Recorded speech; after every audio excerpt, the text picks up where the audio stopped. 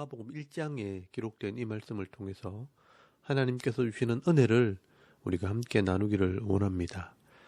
여러분, 오늘부터는 이 마가복음의 말씀을 함께 나누겠습니다. 이 마가복음은 이 복음서 중에는 제일 먼저 쓰여진 복음서로 알려져 있습니다.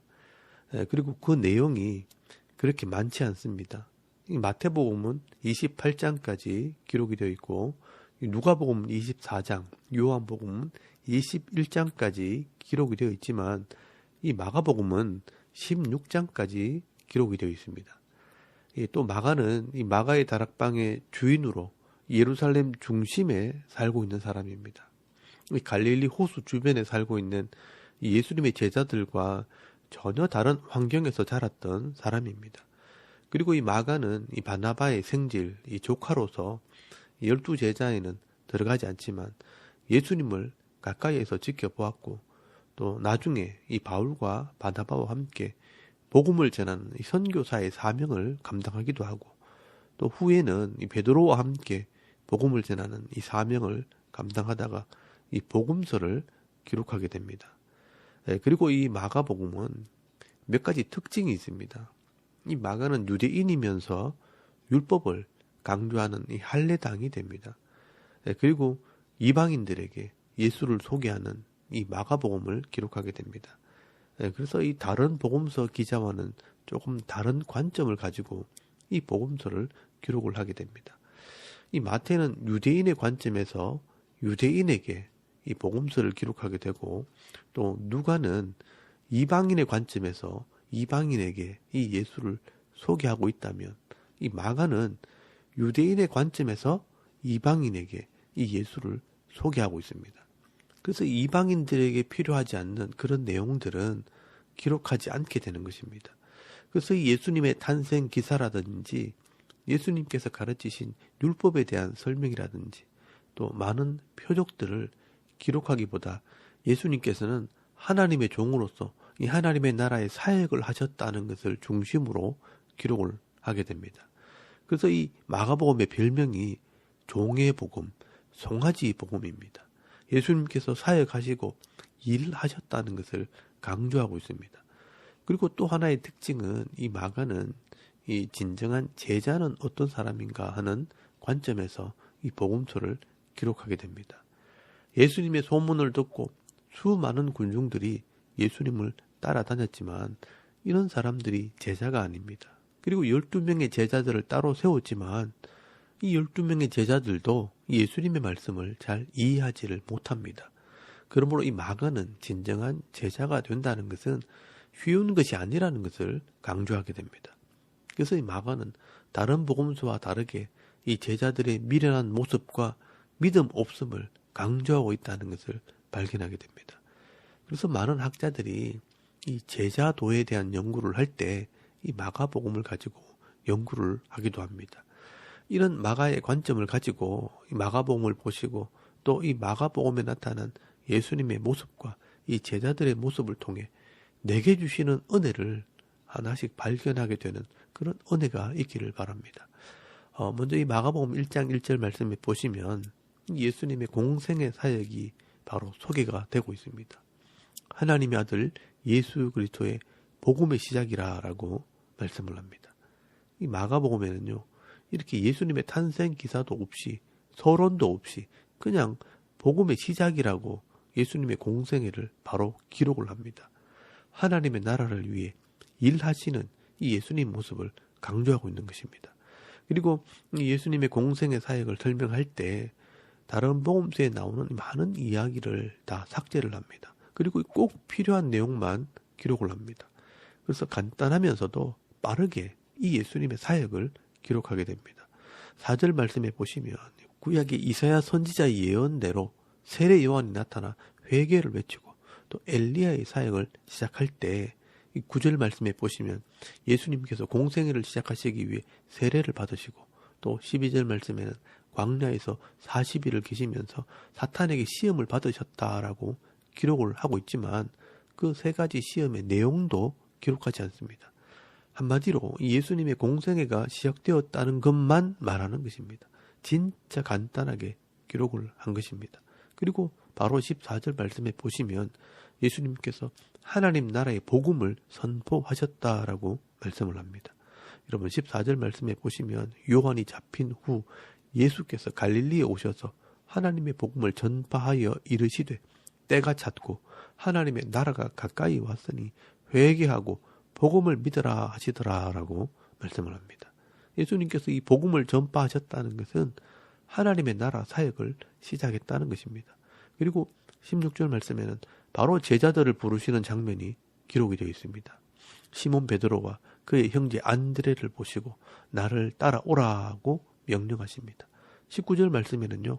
야고보와 요한을 보시고 부르실 때 그들도 예수를 따라갔다라고 말씀을 합니다.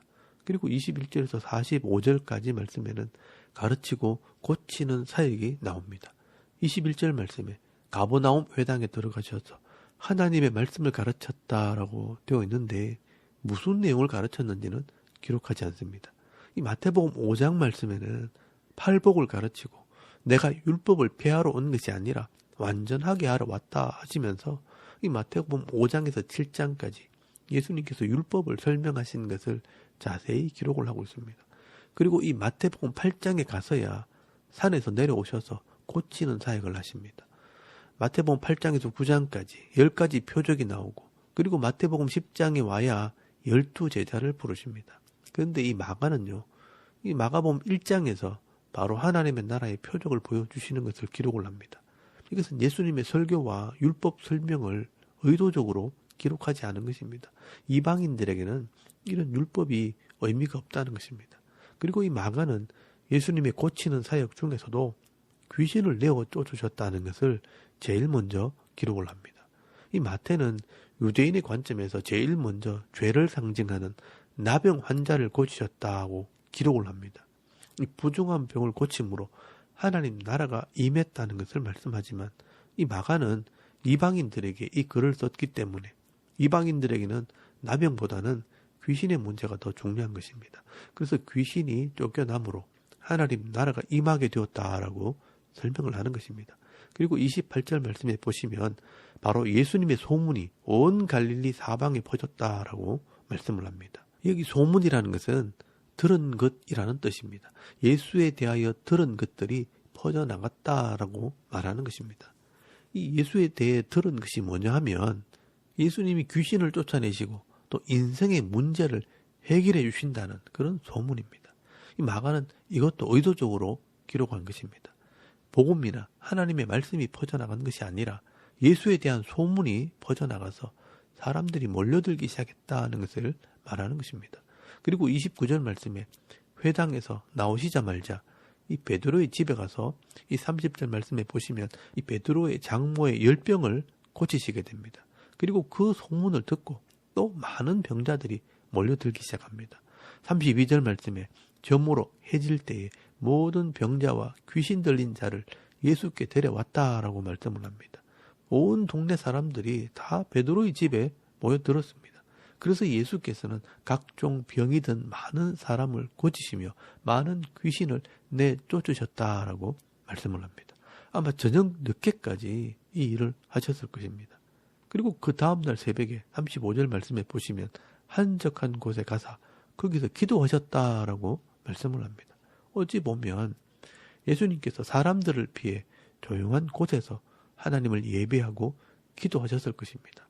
이것은 예수님의 경건 생활이었습니다.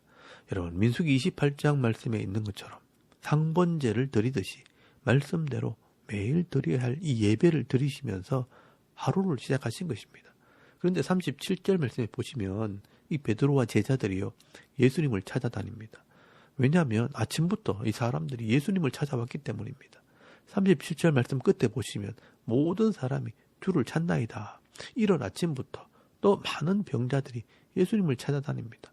그때 예수님께서 말씀하십니다. 38절 말씀에 보시면 내가 무엇을 하러 왔는지 상기시켜 주십니다. 이르시되 우리가 다른 가까운 마을들로 가자.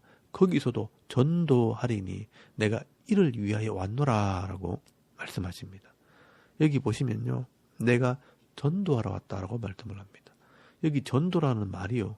알리다, 선포하다, 광고하다라는 뜻입니다. 내가 하나님 나라를 알리러 왔다. 하나님 말씀을 전하러 왔다라고 말씀하는 것입니다. 그래서 39절 말씀에 잘 보시면 온 갈릴리에 다니시며 그들이 여러 회당에서 전도하시고 알리시고 또 귀신들을 내어 쫓으시더라라고 말씀을 합니다. 회당에서 전도하시고 이 하나님 말씀을 가르치시고 그 하나님 말씀대로 회복되는 것을 보여주시려고 이 귀신 들린 자도 고치고 병든 자도 고쳐주신 것입니다. 그런데 이 사람들은요, 예수님께서 가르치신 이 말씀은 전하지 않고 병 고치는 이야기만 소문을 내는 것입니다.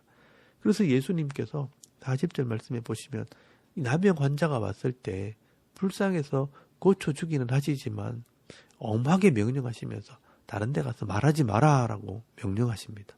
여러분 43절 말씀에 보시면 곧 보내심이 엄히 경고하사 이르시되 삼가 아무에게도 아무 말도 하지 말고 가서 네 몸을 제사장에게 보이고 네가 깨끗하게 되었으니 모세가 명한 것을 드려 그들에게 입증하라 하셨더라라고 말씀을 합니다. 말씀대로 순종하되 다른 사람들에게는 절대로 말하지 마라, 소문내지 마라라고 말씀하신 것입니다. 엄히 경고하사라는 말은 굉장히 화가 나서 강하게 말씀하셨다라는 뜻입니다. 근데 이 사람은 보란 듯이 사람들에게 말하고 다녔다라고 마가는 기록을 하고 있습니다. 여러분 45절 말씀 끝에 보시면 그러나 그 사람이 나가서 이 일을 많이 전파하여 널리 퍼지게 하니 그러므로 예수께서 다시는 드러나게 동네에 들어가지 못하시고 오직 바깥 한적한 곳에 계셨으나 사방에서 사람들이 그에게로 나오더라라고 말씀을 합니다. 이 나병 환자는요, 인생의 문제가 해결된 것만 관심이 있었지 하나님의 말씀에는 관심이 없었습니다. 예수님만 찾아가면 모든 게 끝난다. 너도 한번 가봐라 라고 말하고 다녔다는 것입니다. 그래서 예수님께서 이제는 더 이상 드러나게 동네에 다닐 수가 없었다. 그래서 한적한 곳에 숨어 있었다라고 말씀을 합니다. 그런데도 사람들은 어떻게 알았는지 사방에서 예수님께 나왔다라고 말씀을 합니다. 이렇게 마가는 이 마가복음 1장 말씀에서 예수님은 하나님 나라를 알리러 왔는데 이 예수님의 의도와는 관계없이 많은 사람들이 자기 문제를 해결하려고 이 예수님을 찾아왔다는 것을 강조를 하고 있는 것입니다. 그래서 이 마가복음 2장부터는 아예 예수님께서 계시는 곳에는 많은 사람들이 모였다. 큰 무리가 따라다녔다라고 기록을 합니다. 여기서 우리는 이 마가의 시각과 이 관점을 읽을 수 있어야 합니다. 마가는 왜 이런 관점으로 예수님의 사역을 기록을 하고 있는가? 여기에 포인트는 이렇게 예수님의 소문을 듣고 이 많은 사람들이 예수님을 따라다녔지만 진정으로 이 예수님 말씀을 듣고 깨달아서 이 예수님의 제자가 되는 사람들은 없었다라고 말씀을 하고 있는 것입니다. 이 마가복음 마지막 부분에 가게 되면요, 더 분명하게 이것이 드러나게 됩니다. 그래서 많은 사람, 큰 무리라는 이 단어를 유념해서 표시해 두셔야 합니다. 이 마가가 의도적으로 이 단어를 사용을 하게 됩니다. 여러분 2장 2절, 2장 13절, 3장 7절, 3장 8절, 4장 1절 앞으로 계속 나오게 될 것입니다. 예수님께서 이 땅에 오신 것은 단순히 병자를 고치러 이 땅에 오신 것이 아닙니다. 세상에서 먹고 마시는 이 문제를 해결하려고 이 땅에 오신 것이 아닙니다. 그런데 많은 사람들은 이런 자기 눈앞에 있는 인생의 문제만을 해결하려고 예수님을 따라다녔다는 것입니다. 그래서 이 나중에 또 나오겠지만 예수님께서 특별히 이 많은 무리 중에서 12명을 구별해서 일꾼을 따로 세우게 됩니다. 그런데 이 마가는 이런 구별된 제자들도 예수님을 따라다니면서도 예수님 말씀을 깨닫지 못했다, 믿음이 없었다라고 계속 강조를 하게 됩니다. 다른 말로 하면 이 예수의 제자가 되는 것은 쉬운 것이 아니라는 이야기를 계속 하고 있는 것입니다. 결국 이 마가복음의 핵심은 왜 우리가 예수를 믿느냐 하는 것입니다. 인생의 문제를 해결하려고 예수를 믿는 것이 아니라 진정한 제자가 되기 위해 예수를 믿어야 한다는 것입니다. 오늘 저와 여러분도 단순히 내가 이 땅에서 잘 먹고 잘 살려고 예수를 믿으려고 해서는 안 된다는 것입니다. 진정한 제자, 진정한 성도가 되려고 할 때 이 땅에서 바른 삶을 살고 바른 은혜를 누리게 되는 것입니다. 여러분 마가복음에는 이런 면도칼 같은 날카로움이 숨겨져 있는 책입니다. 그래서 이 마가복음은 참 재밌는 책입니다. 그러나 쉽게 보여지지 않는 책이기도 합니다. 앞으로 한 장씩 말씀을 나눌 때 이 마가복음의 이 비밀을 깨닫는 그런 은혜가 있기를 바랍니다. 오늘도 저와 여러분이 내 인생의 문제를 해결하려고 이 땅에서 잘 먹고 잘 살려고 예수를 믿는 것이 아니라 진정한 예수의 제자가 되고 또 하나님의 백성이 되어서 이 살아있는 동안 하나님의 뜻을 따라 순종할 때 정말 가치 있는 인생을 살고 또 하나님 오실 때 잘 살았다. 착하고 충성된 종이라 칭찬 들으며 살아가는 저와 여러분의 이런 영적인 삶의 모습이 되실 수 있기를 주의 이름으로 축원합니다. 아멘. 우리 잠깐 기도드리겠습니다. 오늘도 이 하나님 말씀을 묵상하면서 말씀대로 순종하는 성도가 되게 하옵소서. 이웃들을 위해 섬기는 교회와 이 성도들을 위해 또 선교사님들을 위해 중보기도 하시고 또 개인의 기도 제목을 따라 기도하고 오늘 하루 삶을 또 시작할 수 있기를 바랍니다. 다 같이 우리 하나님께 한번 기도드리겠습니다. 살아계신 하나님 은혜를 참 감사합니다. 오늘 이 아침에 우리가 하나님을 예배하게 하시고 이 마가복음의 말씀을